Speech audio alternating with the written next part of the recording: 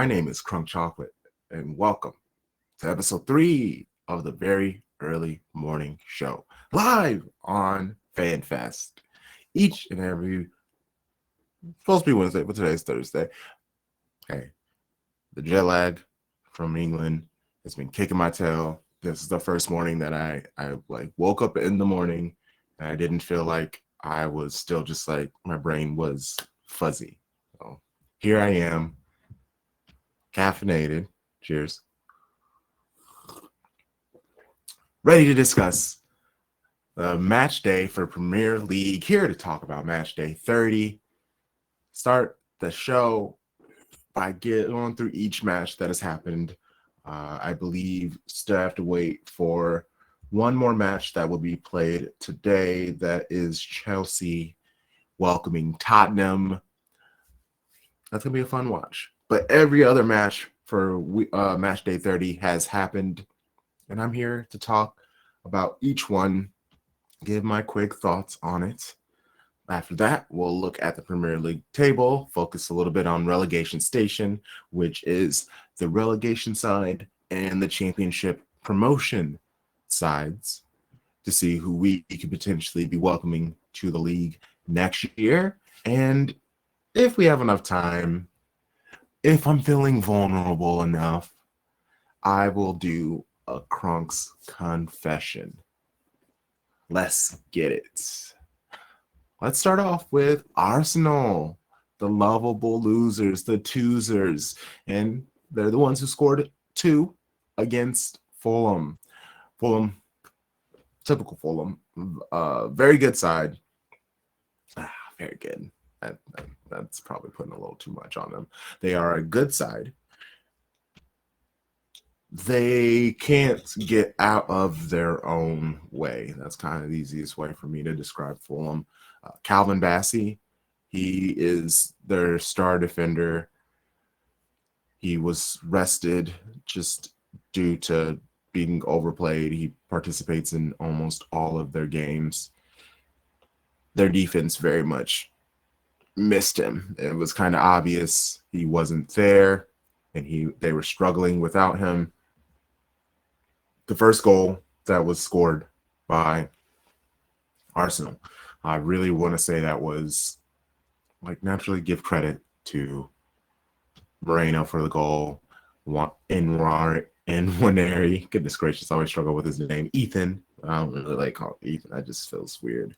Nwaneri with the assist. Moreno, he found a little bit of space and snatched the chance in the penalty box. It's a huge ick of mine recently, is defenders just continuously backing up and giving space to whoever has the ball in the box, running into the box. I know you don't want to give a foul, a penalty, or something like that, but I feel like every single time the player backtracks, plays scared. Scared money don't make money, baby. And proof. The deflection off of, I believe it was Kuchera, however you say his name. Just terrible.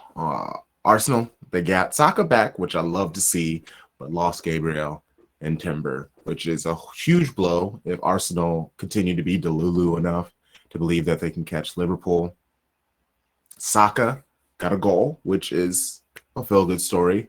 Moreno's sliding cross combined with Martinelli's jumping backheel flick on to Saka, who headed the ball in. It was a pretty cool chain reaction that led to the goal. I hate giving them love. I hate it. I really do. But it is what it is. It's just a shame that they let Fulham get that goal in the final moments of the match. It didn't affect anything, but at home, you'd like to get a clean sheet. Speaking of at home and a clean sheet, Wolverhampton 1, West Ham 0. Legitimately dreadful match. Strand Larson gave Wolverhampton the lead in the 21st minute. From there, it was a bunch of struggle ball.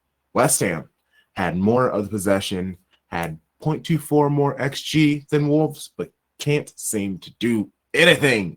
on the ball. I've been honest with wanting Wolves to get relegated. They're kind of the team that I don't enjoy for some reason. And all they have become really is a feeder club to the league in general. Whoever their best player is, they are just tired of the grind. They're tired of struggling, and they leave for greener pastures. It is what it is. Like, when you leave Wolves for Fulham,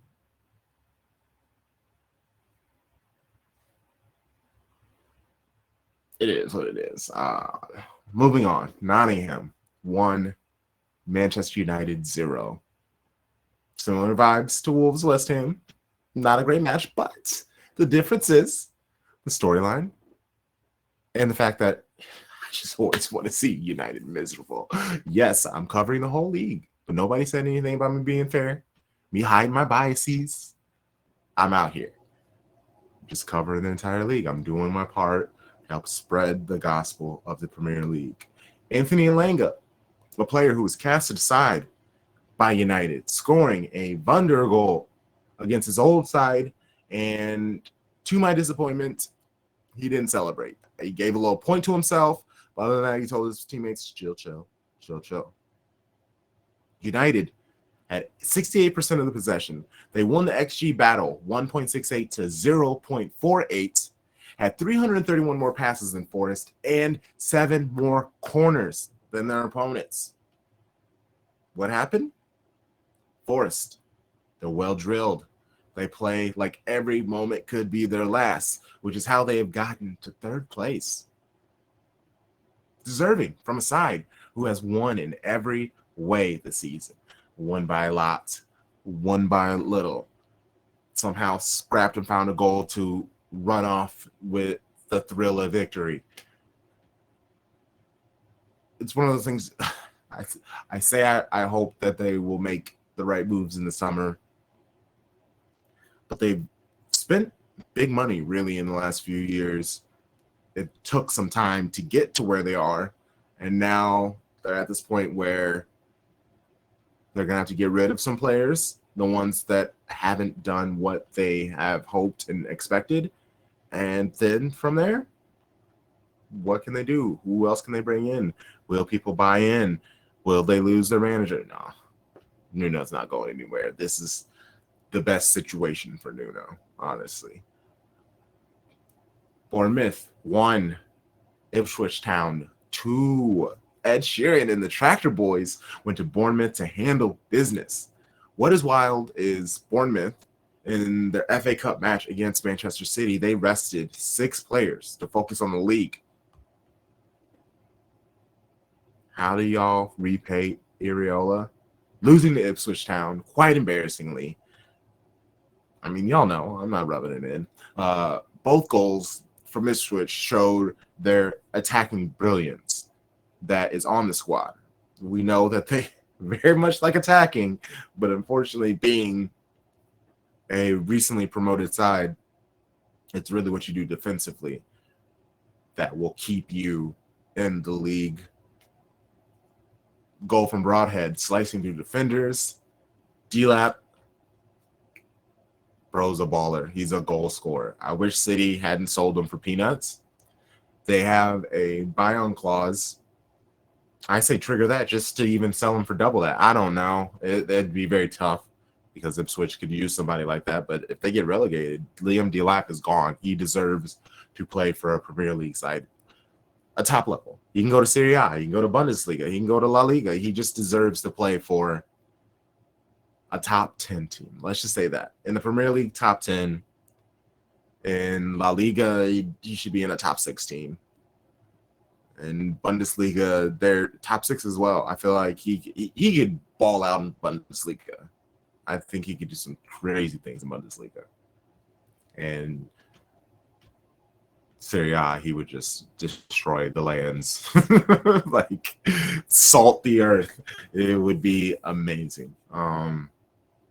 Brighton and Hove Albion.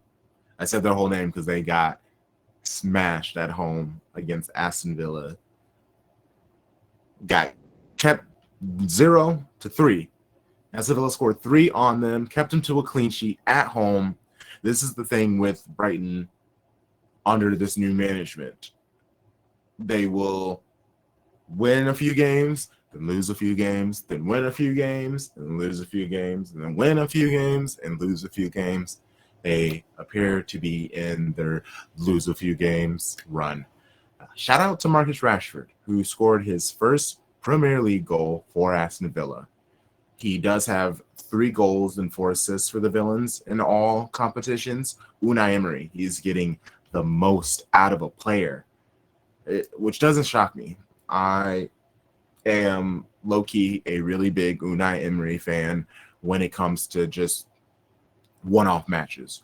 If you need a manager who can win you a match, like a championship match, he's one of those guys. He can come in, he'll set your team up for success, he'll breathe life, inspiration, determination into every player who will be on that pitch.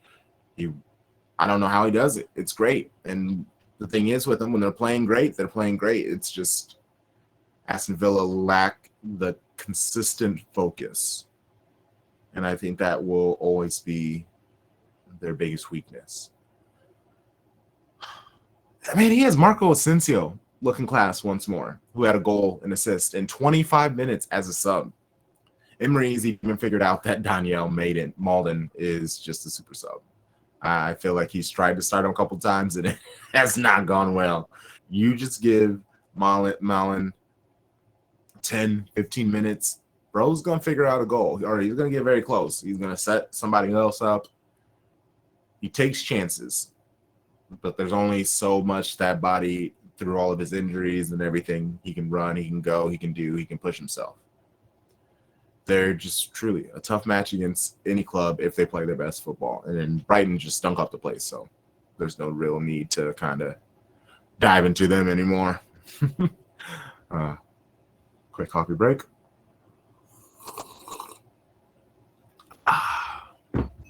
Newcastle 2-1 Brentford. Isak scoring for Newcastle. It's his 20th goal for the club, 10 at home, 10 on the road, which hasn't been done for Newcastle in over 20 years. It was Alan Shearer. It was those times. Like, yo, very happy for him. I'm not going to lie, after seeing the celebration, the Carabao Cup parade that they had where the entire city and some showed up, those photos of that parade, the people, that was amazing, honestly. It was very cool to see. I'm very much happy for him. Tonali scoring from a ridiculous angle. If you haven't seen the Tonali goal, look it up. Was it a shot? Was it a cross? Who knows? Who cares? It went in the goal. What I loved most about this match was the friction between the two clubs. Newcastle, the Petty Kings, they love a little tug, a little push. They will piss you off. And how you retaliate, the ref is usually right there to catch you retaliating. They somehow get away with all of it. And Brentford are a bit unorthodox, which made for a physical match, to say the least. Brentford, they did score from a PK, but other than that, they were kind of wasteful with their chances and afraid to attack, knowing that they have Isak, that they have these players that when they go forward, they go forward. They have no fear. They will run at you. They will run you over. They will run past you. They will knock you out. They'll do whatever they need to score a goal. Southampton 1. Crystal Palace 1. Shout out to Palace. Those Eagles somehow snatched a point from Southampton, who have not had many joyful moments in the Premier League this season. All they need is 1 point to tie Derby County's record, 2, in order to not be, point-wise, the worst Premier League side in history. They sit at 10 points throughout this 30 matches into the season. 10 points. That's so much misery. Like, what is this? They've had 2 wins, 4 draws, 24 losses. a goal difference of negative 49. Liverpool have a positive goal difference of 43. That's how hard it is to give up as many goals that they have. It's oof. Shout out to Southampton, the Clowns, whoever they are, whatever their mascot name is. I don't care. Win, and I'll figure it out. How about that? How about that? Win, get over 11 points. I'll find out what your mascot is, what your team name is, and I'll give you a shout. But until then, y'all clowns. Liverpool 1, Everton 0. Liverpool needed Jota to create from nothing. Everton were equally incredibly unlucky and very much lucky. Tarkowski was lucky to not get sent off for his crunching clearance tackle on McAllister. I don't understand how that could go to VAR and he not get sent off. Because even he cleared the ball and the follow through. Like, I get even it was just bad place, wrong time, but it was just straight cleat into the side of the leg. I just even me picturing the tackle. I'm pretty sure a bone in my leg just broke just thinking about it, if we're being honest. Beto, he had one goal called off due to offsides, and an even clearer chance where Virgil van Dijk had one of the worst moments as a Liverpool player. He has a moment like this, I feel like, once or twice a season, where just silly steak, just eats way too much silly steak. He's full, he's got the itis, and he's just like, oh, what do I do? It looked like he was trying to clear the ball, and he just kind of like whiffed, and Beto goes past him, through him. It's just him 1v1 with the keeper. The shot beats the keeper, but Kareem's off the post. It's painful, but we all know with Liverpool, can't play with your food. If you continuously miss out on chances against Liverpool, their attack is just too mighty. They are going to score against you, and they did.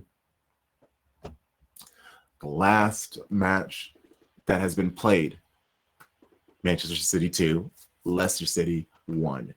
And a match City should have won, considering it's a relegation side. The announcement that Haaland would be out 5 to 7 weeks was a blow to the squad and supporters alike. Man City's front line of the Spice Brothers, Doku and Savinho, Marmoush, Jack Grealish, Gucci Puma was used in the midfield. What it offered was just flexibility. Like, players were left, they were right, they were center. They were all able to kind of take each other's positions, which made it very difficult for Leicester City to kind of decide who they were going to cover. With Nico O'Reilly getting a start after his amazing substitution in the FA Cup this last weekend.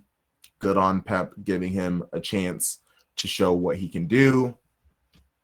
Vardiol being moved in as a left center back was great. City 2-1 comfortably. Why did I say 2-1? It was a 2-0 clean sheet. Goodness gracious, I apologize. I'm just so used to City giving up a goal that I just gave them a goal, didn't I? Yeah, sorry about that. 2-0 clean sheet. We just really haven't had many clean sheets. The team looked great. Even Nunes. Nunes is always going to give up a chance, but that happened early in the match, and after that, they were pretty careful. Rui Van Nistelrooy, there's talks if he will join Leicester City in the championship. I don't really know how many coaching opportunities he's going to get. I don't know how inspired from a relegation side you can get. Like, not many people are going to get the Vince Company treatment where you can go to Burnley, show that you are a decent manager, but your team doesn't play well. You get relegated, and you still somehow end up at a top club. Bayern? Like, what? Love the guy. He deserves it. They're about to win the Bundesliga. It's proof that he knows what he's doing. He just needed the right players. So shout out to him. Wow. Yeah, the City match. Oscar Bob, after breaking a bone in his foot, I believe it was. He was supposed to be back in January. Came on in the 85th minute. That was super exciting. Rico Lewis, Vitor Heiss, they were able to get some minutes. Yes, it was in the 90th, some extra time. But James McAtee, he got some minutes. He didn't look great. But it's what it's. So those are all the matches. Again, we have Chelsea versus Tottenham today. Chelsea are their home team. When in a battle between two London sides, who's going to do well? I don't know. Neither team really wants to win. I mean, obviously they want to win, but the way that they play, neither team will want to win. It'll be interesting to watch. Now let's take a look at the Premier League table. Thanks to our friends at FODMob. We have Liverpool in first. They are basically running away with the league. They have a 12-point lead against Arsenal in second place. Like, when was Liverpool's last loss? Because this is the thing. Liverpool are going to have to lose. It's a 12-point difference, so that's a 12-point swing. So what? That's 2 losses from, technically 3 losses from Liverpool, and then 3 straight wins from Arsenal in order for it to actually feel like something dangerous. And when was the last time Liverpool have lost in the league? Let's take a quick look at this. That's the FA Cup. That's a couple of cup competitions. Let's go. That's another cup competition. That's Champions League. Wow. Have they not lost? I guess I should have just looked at that. Wow. Table. They've lost once. Why didn't I just do that? They've had 1 loss all season, and now you're expecting them to lose. You're expecting them to lose 3 in order to give Arsenal the title? The Lulu. That's not happening. And they have to play Fulham, Liverpool this next. Oh, that's a dub. That's a dub. Shout out to Nottingham Forest. They're 6 points ahead of Manchester City. They look very safe. This 5th spot that could potentially be a Champions League spot. It's going to be interesting because we got Newcastle with 50 points, Chelsea with 49 points, Aston Villa with 48, and Brighton with 47. Brighton, there's no way they're going to figure this out. We got United all the way down here in 13th. In order for them to get into any cup competition, 6th, 7th, or possibly even 8th, that's a 10-point swing that they're going to have to do. I don't see that happening, especially with the Manchester Derby coming this weekend. Man City need to get their licks back. And a lot of the problems, the ailments that City had earlier this season when they were down really bad for a couple months, they seem to be fixed out of that, even with Haaland down and out.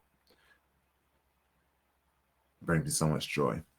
Then let's switch to looking at the championship and the teams that could potentially be promoted. Shout out to our friends, Red Half of Sheffield United supporters. I know they're enjoying the winning, but he is staunchly against getting promoted. He would much rather just hang out in the championship for the rest of their lives, where he'll find some joy. He'll find more joy than sadness, where he knows if he gets promoted to the Premier League, they don't have the finances to really ever compete against the top clubs. So unfortunately, we're going to see you next year. Leeds, I hate Leeds. They just suck. Sorry. Then the playing games will be so far Burnley, Sunderland, Coventry, and West Bromwich Albion. What's fun about 3rd through 6th, if you don't know, they do a play-in, and the winner of that playoff will be the 3rd team to get promoted, which means, like you see Coventry, West Bromwich, they're at 59 points, where Burnley, they're at 81. They're trying to be in the top 3. Sunderland, they got 72. Then you look at Middlesbrough, Bristol. They both have 57 points as well. This is what I enjoy about the championship, because getting into the play-in, that's exciting. And then from there, then you got the playoff competition to get into the Premier League. There's just so many layers of intrigue, of fun that the championship brings. And Luton Town, oh, man, the fact that, that's tough.